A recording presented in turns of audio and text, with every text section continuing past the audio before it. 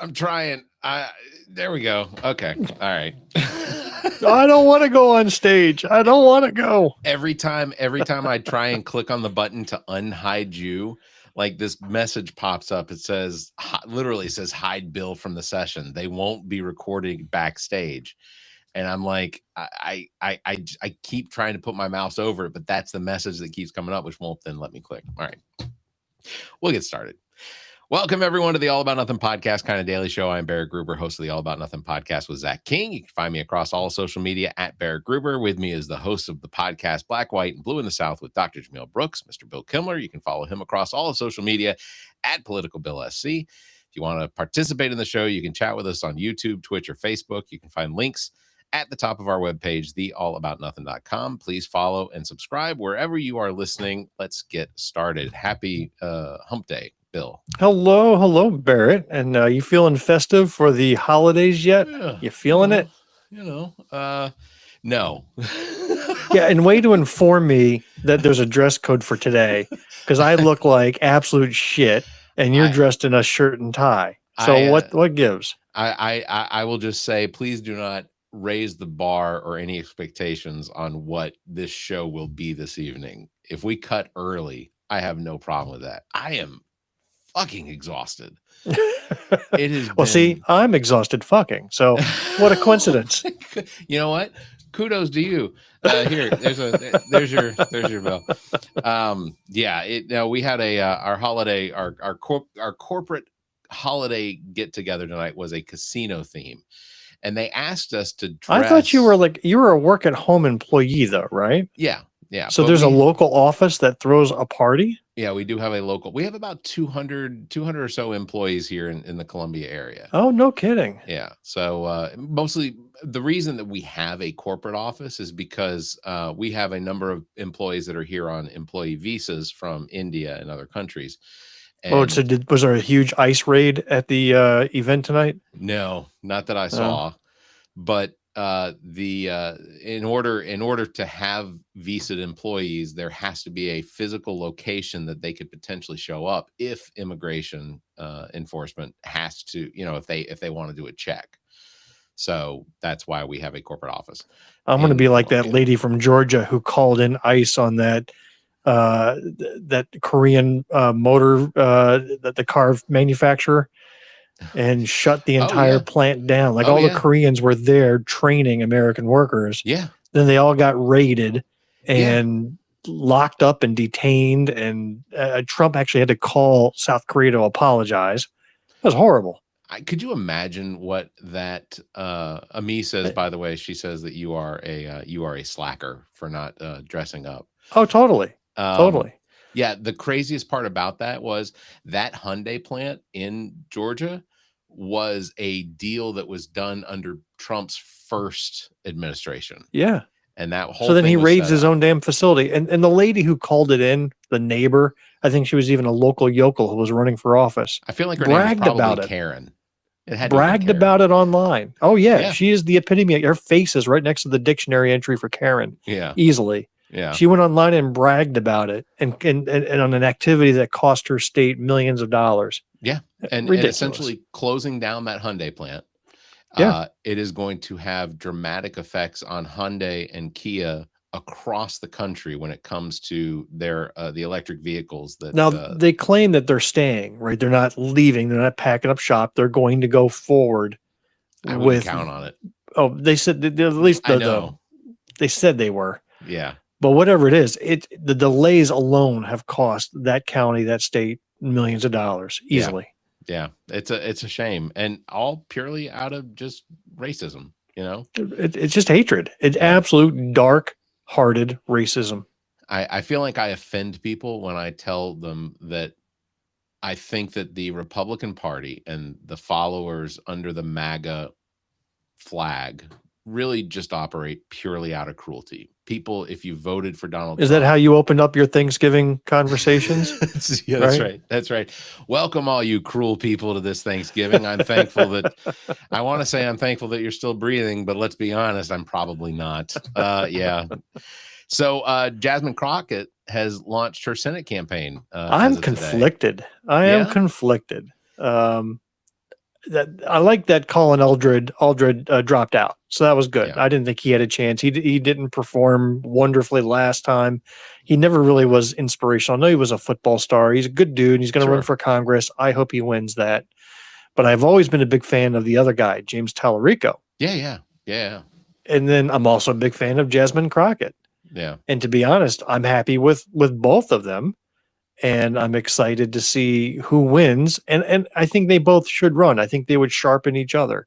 Yeah. First of all, I think they're going to be very above board with their campaigns. Like they're going to be talking about what they do. They're going to be talking about their opponent on the Republican side. They will not do any trash talking of each other. It's going to be a really good campaign. Yeah, I agree. I think that I think Jasmine Crockett definitely, because of course her district, she has basically, because of the redistricting, she got pushed out of the district that she currently represents, and the district that she now potentially would have to run in, completely unfavorable. Name another congressperson from Texas. Any congressperson. You got the guy that she's potentially going to be running against, Cornyn, but he's a senator. Right. I'm saying name another Congress. I don't want another senator. Representative. Yeah. The answer is you can't. Crenshaw. The pirate guy. Yeah, he's the pirate. Is he from Texas? Yeah, I hope so. Because I thought he was Arkansas. I don't know. Otherwise, I think that's the only place that works. The point is, would you agree that Jasmine Crockett is the most famous, well-known congressperson from Texas? Yeah. With the most media coverage, the most facial name recognition, and she's been drawn out of being a congressperson. Yep. She's been redistricted out. That just tells you how messed up this whole concept is. Yeah. So I say let her run for Senate. She's got the name recognition, state to state. I think James Tallarico's got some really strong name recognition as well. I agree. He's built up a following online, which is tremendous. Well, and hey, let's see how it goes. He just for the nomination, he's doing very well raising money as well. Yeah. So I had to tell them both to stop texting me though. I am not going to be contributing any funds to either of their campaigns. I've got my own damn problems here in South Carolina. I was going to say, we love you both. Stop fighting. Yeah. That is it, to be in Texas and that be the problem, to have two outstanding candidates running against what is potentially two of the most one, Paxton, who is the Attorney General for Texas, who is absolutely one of the most far-right, ignorant MAGA human beings I think that I've ever seen on television. His own Texas legislators tried to impeach him. Yeah. Remember? Yeah. I mean, this is a guy that does not have the support of the Republican Party and somehow is still dead heat with Cornyn, who is the current incumbent. Like, that to me is insane. The state of Texas does not like Ken Paxton because, or at least Republican representation in Texas doesn't like him. They tried to impeach him out of office for corruption, and somehow the state of Texas is like, no, we feel the same about those two guys. It's a weird scenario. I don't get it. But yeah, dead heat between the two of them. And I hope that they just beat the shit out of each other. That's really what I hope. Physically would be great, but I think Cornyn's like 90, isn't he? Something. Could you imagine that? Just Paxton standing over him, just beating this old. But can you trust the voters to pick the best one? They cannot be trusted. It's Texas. I don't know. It's Texas. Yeah, and no offense to Texas, but y'all are weird. No, all the offense to Texas. Give them all the offense. Unless you're the good guys. Hey, I'll throw a quick topic out there. Yeah. Did you see that Trump was in Pennsylvania doing a rally? It was a rambling 2-hour speech. It was. Did you hear him say, "Let's hear it for our miners"? Yeah. You got it. Yeah, I don't remember the. Spent a lot of time talking about "Let's hear it for the miners." Well, yeah, it was as someone who considers themselves to be fairly controlled in what it is that I say, how come there is no advisors for Trump that says, hey, maybe let's not use the word whoa. What advisor is going to actually control what comes out of his mouth? I understand, but like, he takes an advisor, spits them up, and chews them out for yeah, lunch, man. That's yeah. nothing. There's no advisor he's going to listen to. He's Donald Trump. There was a lot of talk about how much he loves the miners, and just those words coming out of his He just mouth. wants to give it all to the miners. That's what he said. He loves the interactions that he has with miners. More miners. He wants more miners. If he could spend more time with miners, he would spend as much time as he possibly could. He wants to go down in those dark holes with miners. He knows that some of the miners can't vote for him, but he loves all the miners. Weird. And he doesn't hear it coming out of his mouth. Like, no. or do you think that he does? Do you think let's imagine that there's a universe out there where he says the exact same things, but everything that he says, he knows what he's saying, and he's just saying it to try and get a reaction out of the left or out of the media or whatever. I do not think that he is that clever. No. Fair. That's fair. Some disappointing news out of South Carolina. We are now South Carolina Department of Public Health reports that there are more than 100 measles cases. Oh, yeah. 16 of the latest cases reported as exposure at the Way of Truth Church in Inman, South Carolina. And as of this morning, there are 254 people in quarantine and 16 in isolation. And just so everyone knows, it was 25 years ago that the United States officially announced that measles had been eradicated. And somehow, we are now in this world where we are on the verge of losing that claim, because obviously measles across the country, West Texas right now, by the way, back again, Texas, good fucking assholes. West Texas has apparently the highest number of cases of measles. And it's mostly because these significant outbreaks are associated with lower than average vaccination areas. 92% of confirmed cases of individuals have no vaccination or no known vaccination record. I think that parents who don't get their children vaccinations, at least those that aren't medically exempted from doing so for pre-existing conditions or whatever. But if you fail to get your children vaccinated, that's child abuse. Agreed. That's neglect, like you failed to feed them and you failed to clothe them. In this day and age, if that is a conscious choice you made, then they catch the measles, that's child abuse. You should be charged. What's next? Are we gonna start seeing teenagers here in the next 5-10 years coming out that have polio and that they're restricted to wheelchairs or walking devices because polio is back in full force? I just don't get it. We have mRNA vaccines that train the body on how to fight these diseases. It's time to brush up on the dark ages and just see how they survive, because we're heading right back there. If you want to know what's happening, just go look at the 1500s. That's the direction we're heading in. How much do you believe that a cart operator in 2000, let's give it a few years, 2028, a cart operator that walks through neighborhoods screaming, "Bring out your dead," how much do you think that they would make yearly as a salary? Because I'm thinking about changing careers. Well, no, sorry, you're mixing things up. First of all, it'll be an Uber or a Waymo. It'll be an automated car. There won't be a person doing it. All right.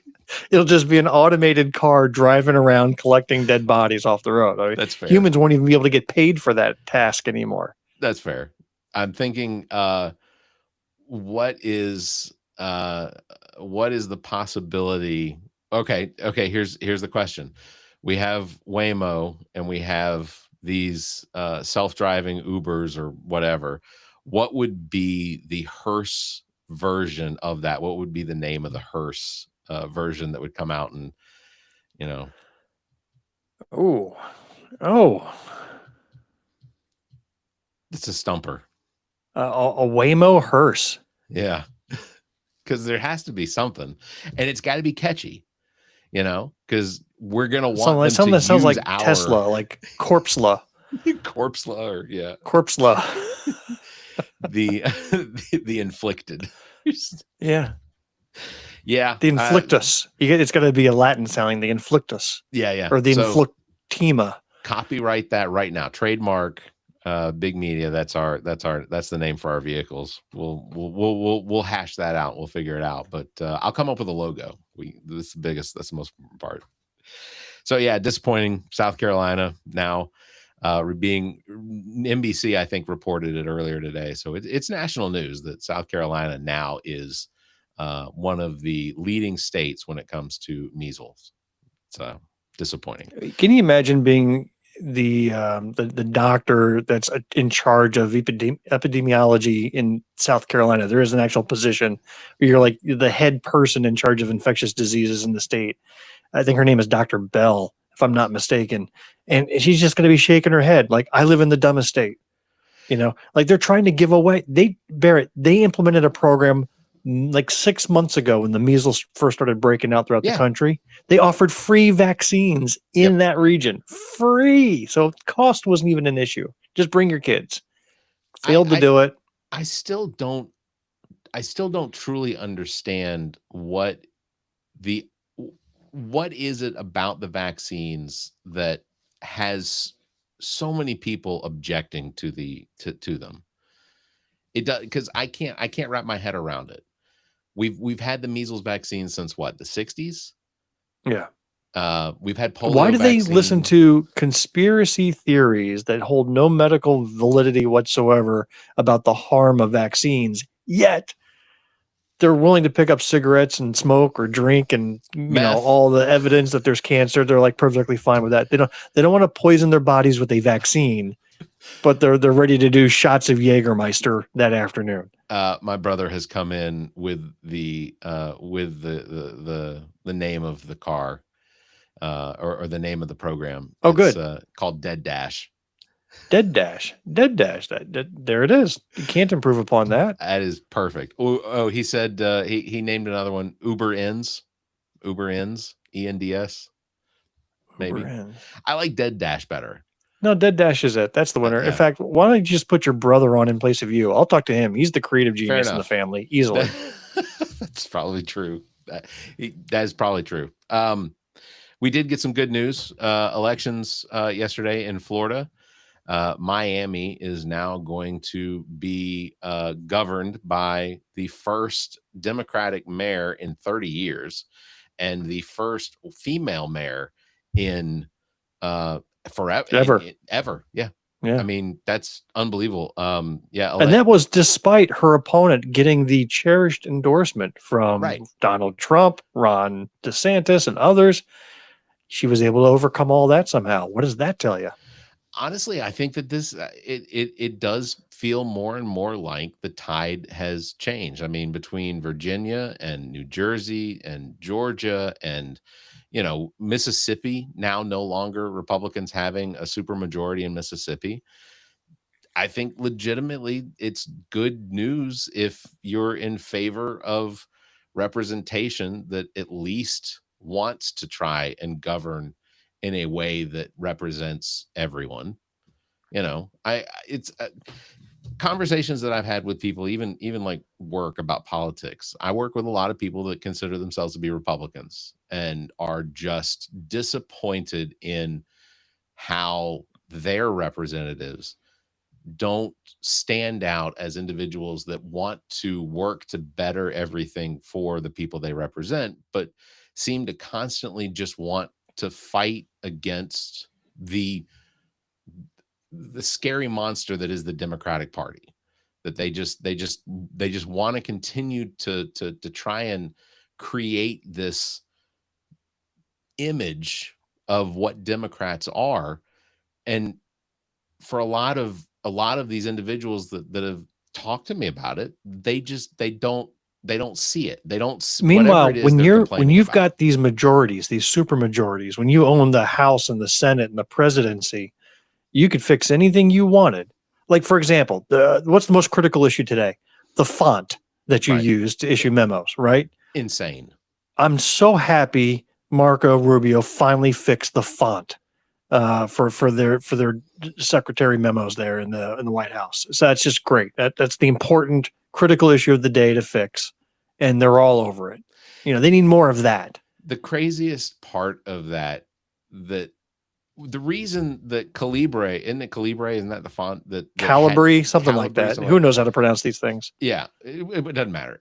Regardless, that was a universal font that regardless of what web browser you were using, what part of the world you were pulling something up, if it was basically, as long as it used those characters, that font did not have to be adjusted. You did not have to have a programmer writing code in HTML to create variations of that text in case you were using a different browser in a different part of the world. Times New Roman, it's not universal. So why would what they're doing is they want to make America great again. So they sat around in their think tanks and their strategy sessions and saying, what are some of the key characteristics of the age we want to go back to when America was great? And they said, we want to go back before there were computers, back when we all had typewriters and copy editors and so on. And so we need to make everything look like they came off the typewriter again. Make America great, Times New Roman font. Yeah. Yeah. And they're not even allowed to have bold, by the way. I don't know if you caught that, because bold is too black. Can't have that. Too dark. So it's just going to be regular Times New Roman. That's it.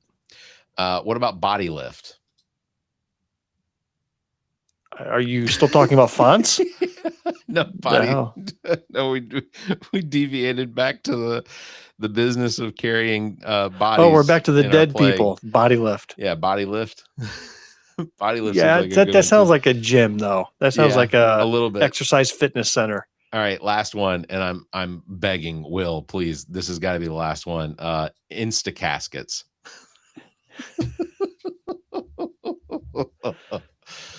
I'll take it. What was your opinion about the news this weekend? Because we didn't talk about it on Tuesday, of the Netflix purchasing of the WB Discovery Group.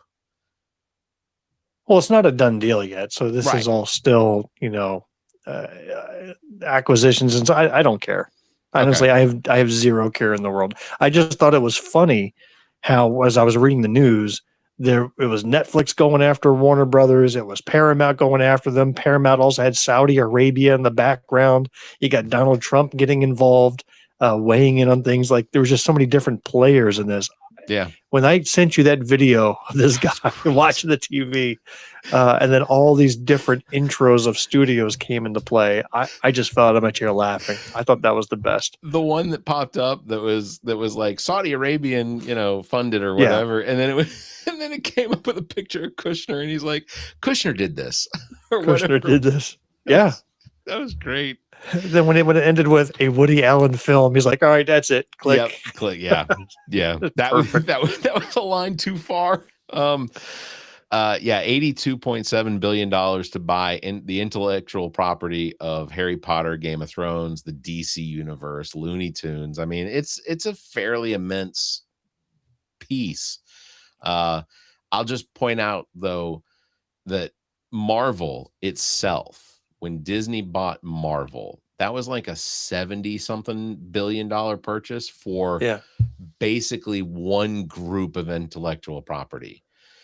I have fear, but don't remember, Disney also went and got Pixar. They went and bought the Star Wars universe. They bought they became a conglomeration in and of themselves. But those were, I got to tell you, when Disney bought Marvel, that saved my ass. Yeah, because it was during that time frame, 2007, 2008, when I decided I had some extra spending money because I got a good raise and a good bump promotion at work, and I was like, I'm going to do some E-Trade. I want to play the stocks, right? Okay, I'm over to throw my genius out there. I can do better than my 401k, and that was right before the stock market crash of 2008, the recession that hit. So that's when I decided to get in. It was at the peak, right before it tanked, not at the bottom. So I bought high and sold low. That was my strategy. Hey, but let me share with you the stocks that I got. Okay. So the very first one I bought General Motors, because they were coming out with this new electric vehicle, right? Bolt. That went nowhere. The GM stock ended up going down to like a penny, nothing. I bought into Sirius stock because I knew Howard Stern was about to switch over. I figured it's going to skyrocket. It lost 90% of its value, right? I was like, oh shit. I was like, I bought Coca-Cola because guess who was a sponsor of the Olympics that was being held in Beijing that year? I'm going to guess Coca-Cola was a sponsor, right? Well, I ended up buying not Coca-Cola. I bought the stock ticker. What's the stock symbol for Coke? Do you know? For Coca-Cola, it's KO. Is it? I didn't know that because I do no research. I'm just doing hunches. So I bought the stock symbol COKE, Coke, which ends up being Coke bottling plant in the United States. It has nothing to do with China. Okay. Right. So I completely whiffed on that too. I bought into Home Depot because I thought people were going to be doing more home projects. Every stock I picked sucked, right? Went in the tank. Every last one of them went down except one. I bought Marvel stock. Okay. Because Iron Man had just come out. And I was like, that was a damn good movie. I think this is going to go somewhere. I bought Marvel stock. Disney acquired it, got a 2-for-1 split. And it basically what it did was bring me back whole. So I ended up at a zero net balance at the end of the day. I didn't lose money. I didn't gain money after a year of investment. That's got to feel at least a little good. But I'll tell you what, it actually did better than my 401k that same year because during the recession, the 401ks tanked. They just all lost value. Yeah. So staying at zero was actually a better performer than the geniuses behind the 401k. Yeah. Now, what I did that was dumb was that I sold it all. I cut my losses. Like I made it to zero. Sell. I'm not any good at this. I quit. If I had held on to that, Barrett, I would be retired right now. Dang. It was dumb. I don't think Sirius did all that much better, but Home Depot did. GM did better because they got bailouts and they were able to right the ship. And of course, Disney. I would have had Disney stock for a bargain. Yeah. But I decided to get out while the getting was good. Well, I will say this. There are people that have asked me because apparently there is a program or a website that follows Nancy Pelosi's stock trades, and people that have done that have done very, very well. So if she makes a purchase, because she reports her purchases, if she makes a purchase, this website automatically notifies people and they can make those purchases. And apparently they have done very well. So people I have people that are like, so why don't you just do what Nancy Pelosi does and, uses her insider trading? I was like, I think legitimately that's not a bad idea. I'm not saying that she insider trades, but it does seem like she has benefited very well. I mean, if you're worried about it, just do it for every Republican congressperson out there too. Exactly. Stopping you. They're all doing it, I'm sure. I don't think that program is limited to Nancy Pelosi. I think it's every single senator and congressperson. Just take a look at all the senators and congresspersons who's doing the best. Yeah.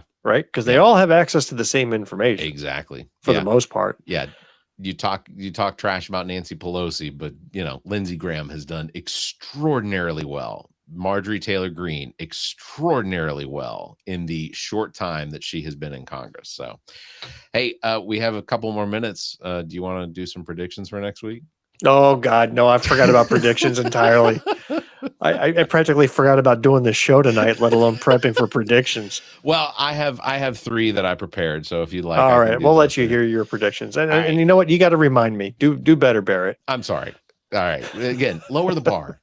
The clothes do not make the show. All right. This time next week, Secretary Hegseth will announce a new Pentagon transparency initiative, which consists solely of him live streaming his daily commute on an encrypted chat app, arguing this is the maximum possible disclosure without endangering troops of his travel budget. What do you think? There's a likelihood there. Yeah. I think I can go for that. I think so too. That totally plays off the South Park. him live. Oh God, that was the best episode of the season so far. That one. There's another one out tonight. Yeah. So I'm looking forward to it. Yeah, me too. This time next week, President Trump will clarify his stance on the boat strike video, declaring, "I did not say I would release the video. I said I would have no problem with releasing the video, which is a massive, beautiful difference. And frankly, a perfect example of fake news trying to trick you with words." Was that a future prediction, or are you predicting what happened this morning? That is actually, so I wrote this yesterday and then I saw that this morning. It's rather unfortunate.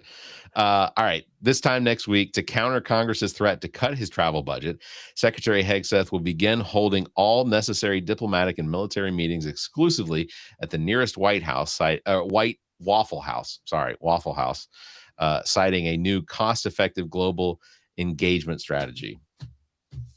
Who knows? It's possible. So, you recorded an episode of the All About Nothing, the Black, White, and Blue in the South with I Dr. did, and it did not go as I imagined it would have. Oh, okay, good or bad? The release is delayed. It won't be out until the weekend because I just won't have time to touch it until then.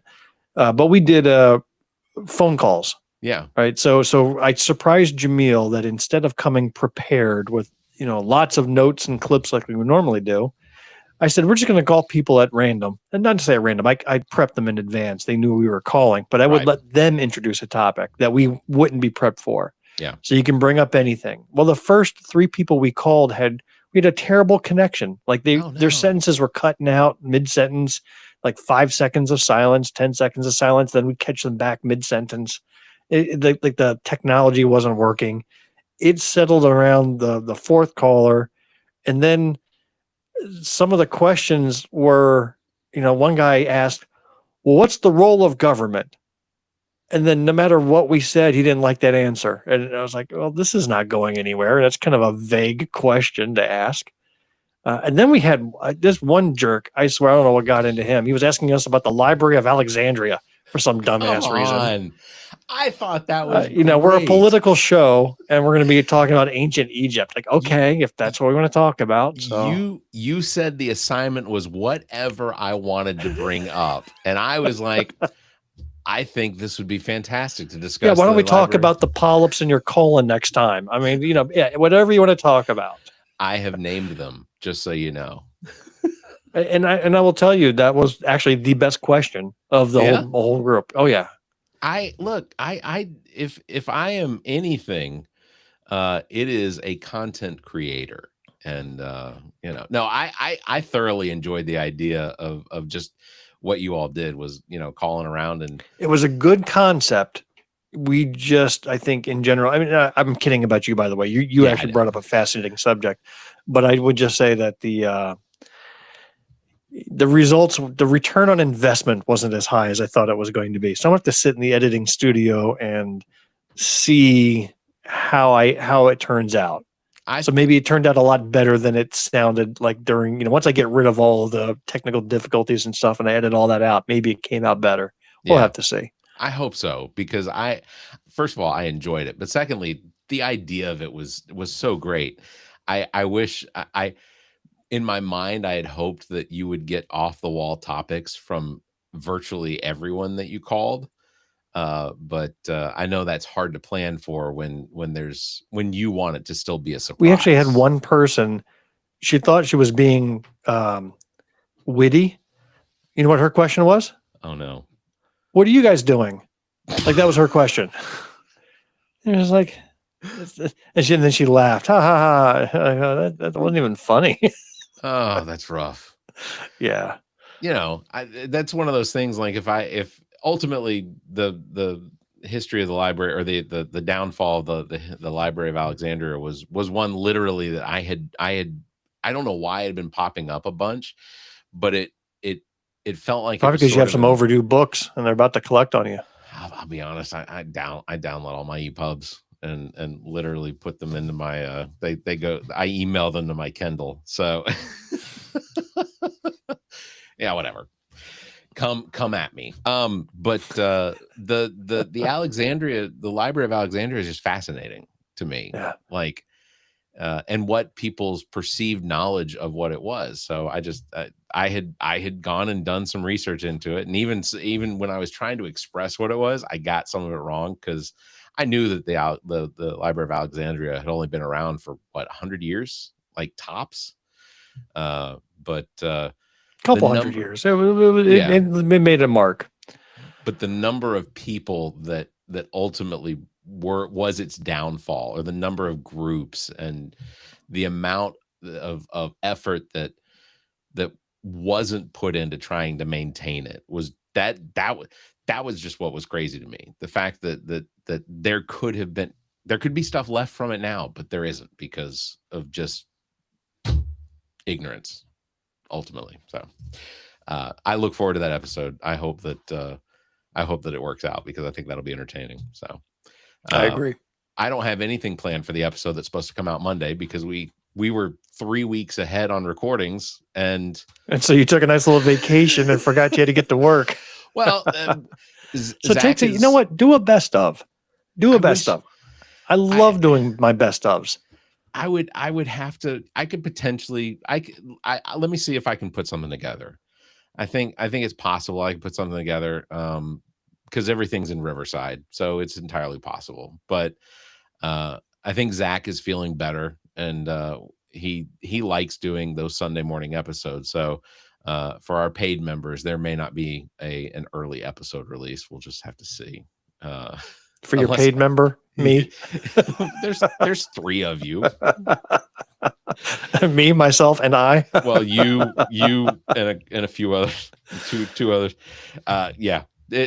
We'll see what comes out. I don't know. I like the idea of potentially taking a break from doing the weekly episodes, not these ones, but the actual Monday release episodes. But then, even when we got to talk about scheduling. We're set to be recording Christmas Eve and New Year's Eve. I meant to bring that up. Yeah. The way this goes with Wednesdays, are we doing Christmas Eve and New Year's Eve? We can discuss it. I don't have any issue with doing it. I have no plans.